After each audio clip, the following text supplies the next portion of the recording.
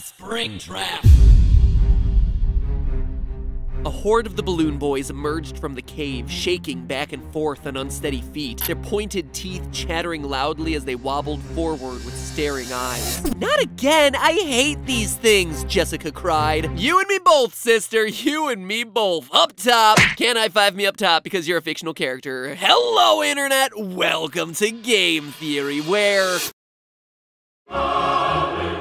Yes, that's right, ladies and gentlemen, FNAF 6 is canceled. Looks like I had more staying power than you, Scotty C. Let's be honest, though, it's gonna be more delayed than canceled, really. And there's still the movie, the merch, a second book just released, a third book coming soon, and a fourth one on the way. So just like the animatronics, the series itself keeps getting reborn in new forms with increasingly absurd names. Withered Freddy, Nightmare Chica, Not So Fun Time Franchise. Speaking of ridiculous new names for the same old cast animals, let's talk about the latest addition to the roster, the Twisted Animatronics. Stars of the new FNAF book that came out at the end of June. Now, I'm gonna be honest, this book was definitely a step up from the first. It had 200 less pages. Oh, sick bird, y'all! You need a calendar, man! I mean, don't take that as too high of a compliment. In 200 pages, you still had a college robotics major going to the scene of a murder and then touching the victim, getting blood all up on her hands, and no one on the police force even batting an eye over the blatant crime scene tampering that was happening. Then there's the fact that in the book, multiple Balloon Boys, including BB, JJ, and whatever other ridiculous combination of letters you can come up with, are canon too. But you know what? I still gotta appreciate lines like page 183, "You never know when a corpse may wander out of the shadows wearing a rabbit suit." Even the books have become self-aware of their own absurdity at this point. Now, at this point, Scott has made it clear that the books and the games are separate canons. And while that may be true, both are still shambling their way out of Scott's mind brain. We all know that Scott leaves plenty of holes in his stories, details or events that are left purposefully vague so that we can theorize to fill in those gaps. But what's interesting is that he leaves different holes in each series. And by looking at the two series in tandem, those holes start to fill themselves in with events from the sister series. The sister location!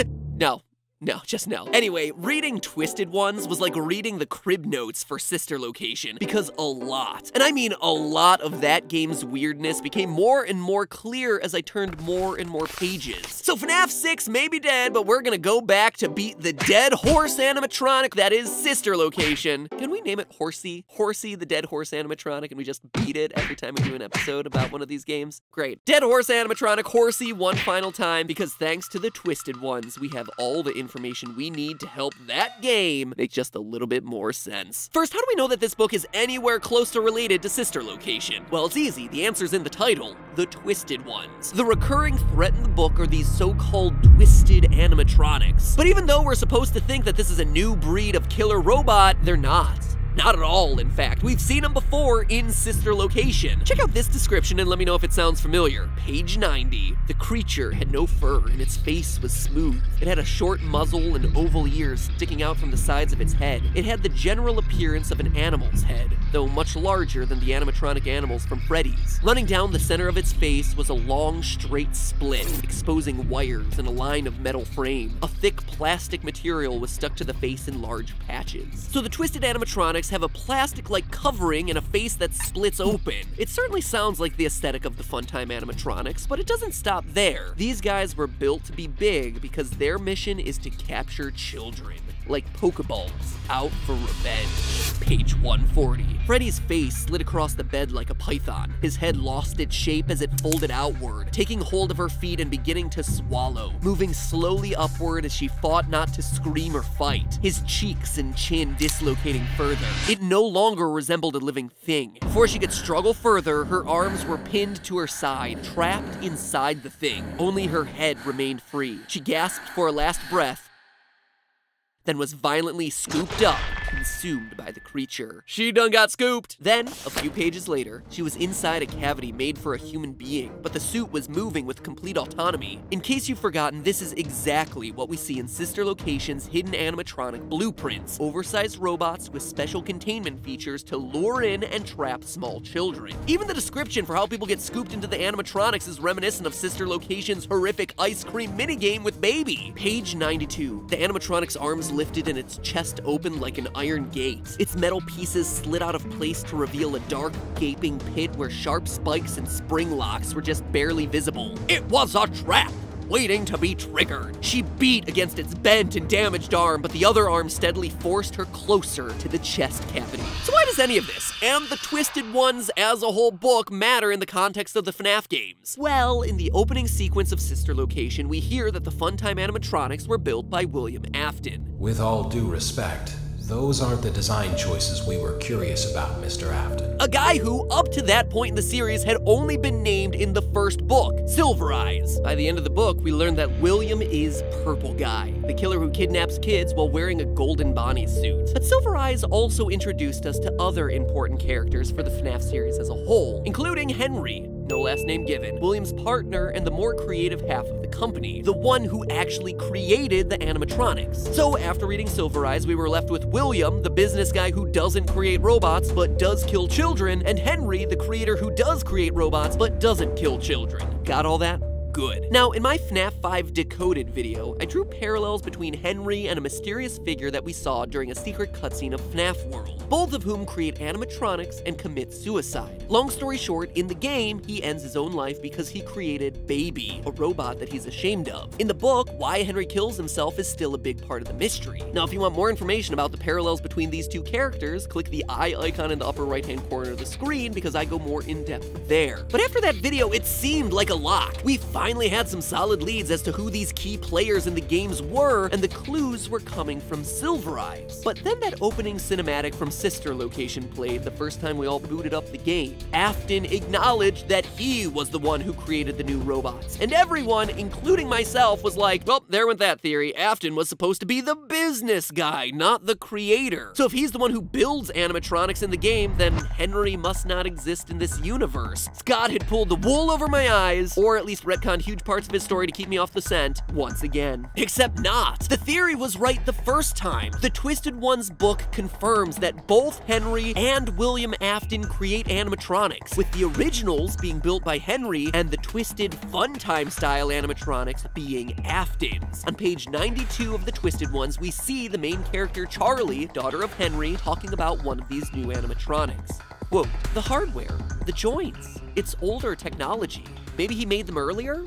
I don't know. I recognize some of this as my dad's work, but then a lot of it's foreign to me. Someone else may have had a hand in it. I'm not sure if my dad made it or not, but I have a feeling he's the one who buried it. Oh yeah, by the way, in the book, the twisted animatronics bury themselves during the day and come out at night to nab people. Animatronic zombies. Why not? It is probably one of the things that makes more sense in the book, honestly. Anyway, it's continually hinted at throughout the book that these animatronics weren't built by Henry. My father wouldn't have used this. He always put stops so that the joints couldn't do things humans can't do. Then again, on page 113, the bear was frightening, misshapen, an imitation of Freddy created by someone else. It was a strange variation, into which her father had never breathed life, but William Afton, Dave, did. And then finally, William Dave, maybe Purple Guy, Springtrap Afton confirms it on page 186. Did you think my robots would be as poorly designed as your father's? So there you go. The original theory still stands. Henry and William can both be active players in the game universe because both build animatronics. And if you need even more evidence, then think about it this way. At the end of FNAF World, Henry admits that he created Baby, and then he kills himself, ashamed of his creation. At the beginning of Sister Location, we see that Afton is still alive, he's claiming creation rights, and he's obviously proud of his new robots. Then, at the end of the game, his son Michael Afton says that he's gonna come find his father. Father, it's me, Michael.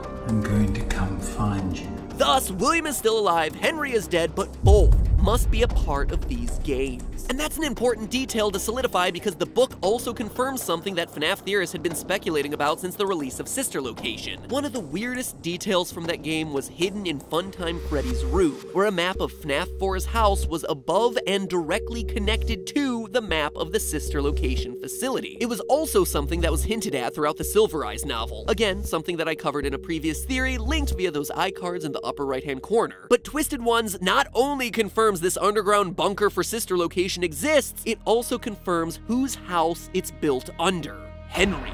In the novel, we see the Twisted animatronics capture the main character Charlie, again, Henry's daughter, and drop her off in some remixed version of the FNAF 2 pizzeria. I say remixed because, like a lot of this book, it's a weird hybridization of the things that happen in the games and other stuff. It's got the carousel and balloon boys from the FNAF 2 location, but then there's a cave and a waterfall for some reason. Because why not? FNAF 7, Under the Sea! Earlier in the book, Charlie and her boyfriend John, who admittedly has to be the most patient and loving boyfriend in the history of the universe, like, Charlie shows him no sense of affection and he is there just like a sad puppy dog. It is tragic. Anyway, those two go to visit Charlie's childhood home, which has been destroyed by a storm. And what they find is that the storm has broken down a wall to reveal a new room, a secret room, hidden in their house that Charlie had never known about. Quote, that's not even part of the house. I've never seen this room before. The walls were made of dark concrete, and the room was small and windowless. A box jammed into the house and sealed away beneath the rooms. Whatever's out there killing people came from there. When the storm broke the wall, a section of the house was sealed until the storm broke through. But what's really important here is what's revealed when Charlie and the gang escape from that underground pizzeria I mentioned. On page 194, we're out! We're okay!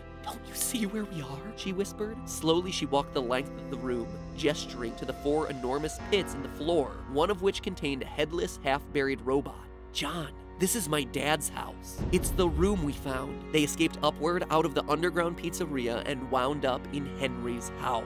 So slowly the pieces start to fit together. Henry in the book buries and tries to seal off the Twisted animatronics and then commits suicide out of guilt for helping William to build these things in the first place, just like we see him do in FNAF World. And just like we see the underground bunker underneath a normal, everyday home in Sister Location. And I'm just getting started, because while all this other information is certainly interesting, Twisted Ones exposed a detail from Sister Location so tiny and so minute that we all overlooked it in our excitement over decoding underground storage facilities and tracking animatronic eye color. And yet, much like that infamous Chica Beak clue from FNAF 2 and 4, this small detail is so monumentally earth-shattering to the franchise as we know it that I can't not talk about it here. On Sister Location's Night 3, Michael Afton's big task is to remove a power module from Funtime Freddy. After following the narrator's instructions on which buttons to press and what order to press them in, Freddy's chest pops open and the power module reveals itself. And it's this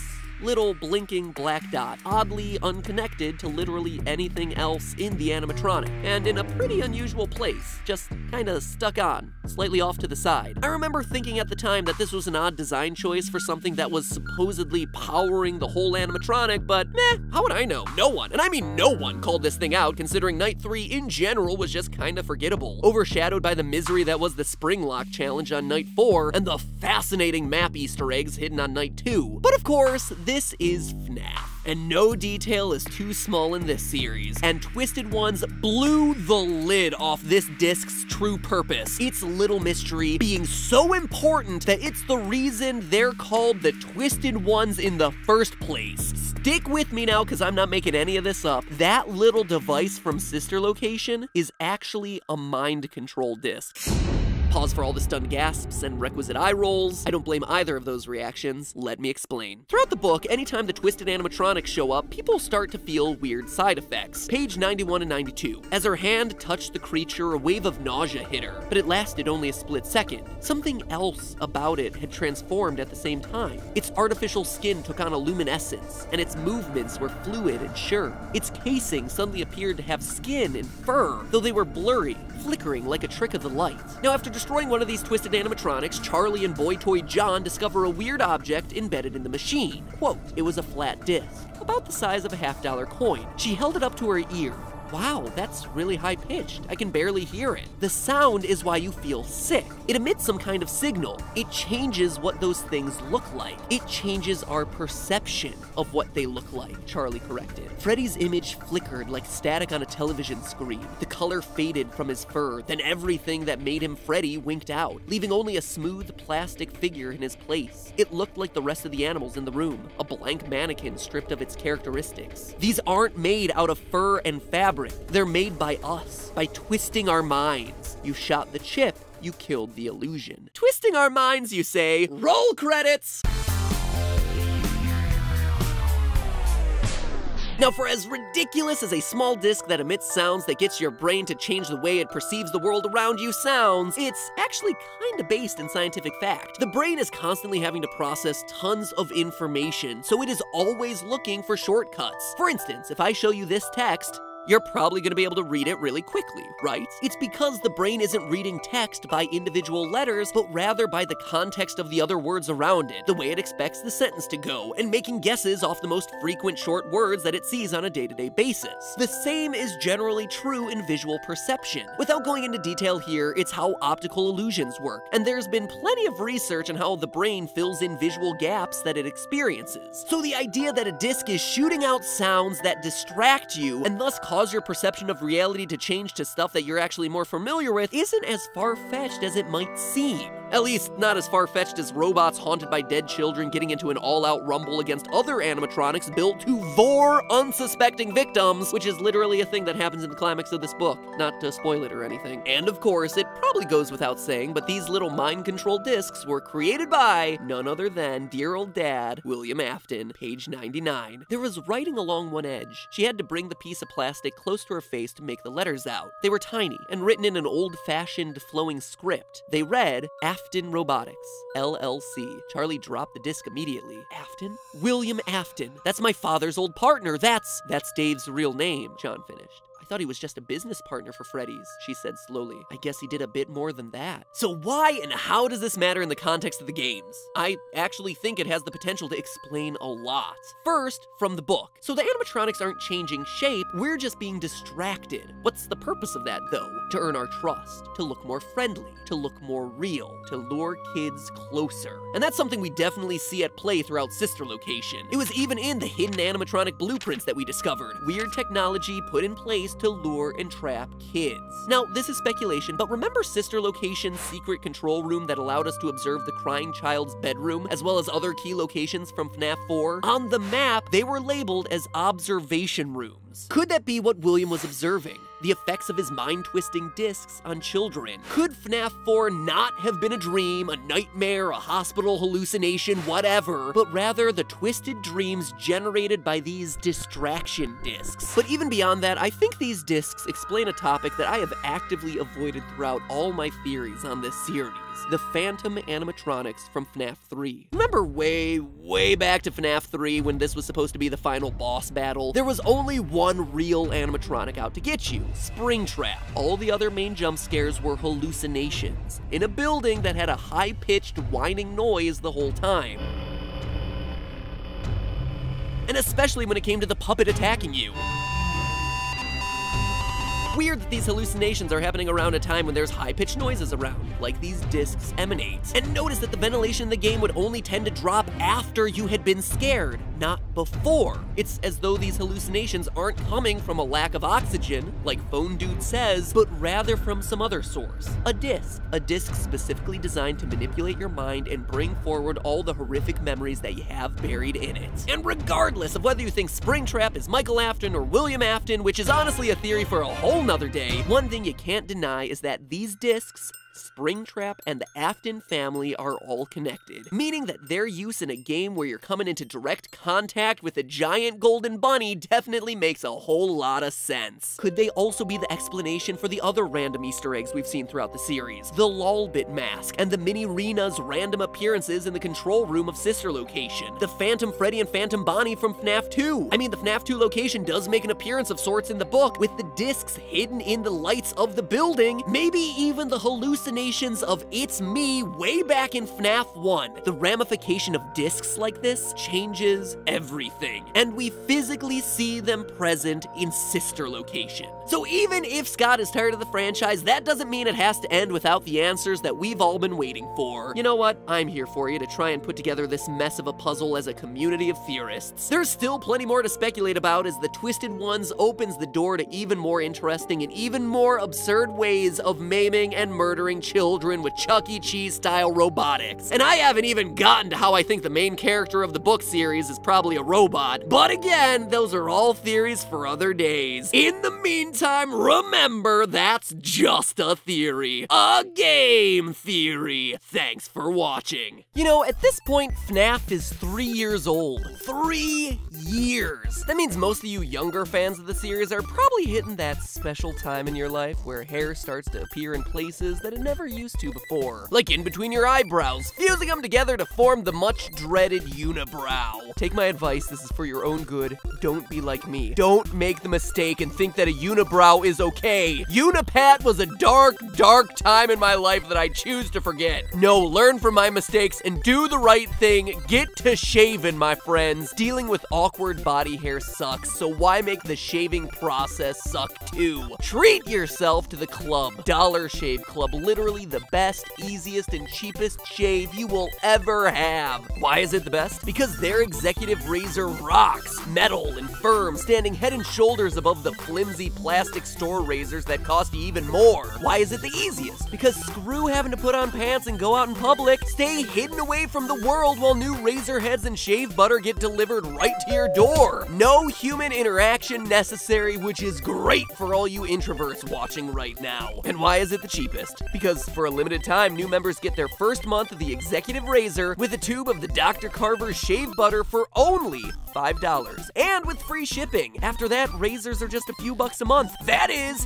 calculating it now with my math brain, a $15 value only available to you theorists right now exclusively at dollarshaveclub.com/MattPat. That's dollarshaveclub.com/MATPAT. In your first month box, you get the awesome weighty handle, a full cassette of 4 executive cartridges, and a tube of shave butter. So say goodbye to Unipat and say hello to social acceptance and silky smoothness. Again, learn from my mistakes, ladies and gentlemen. Life post-puberty will never be the same. Now, if you'll excuse me, I have a ridiculous math question in store for next week's episode that I need to go solve. I will see you then.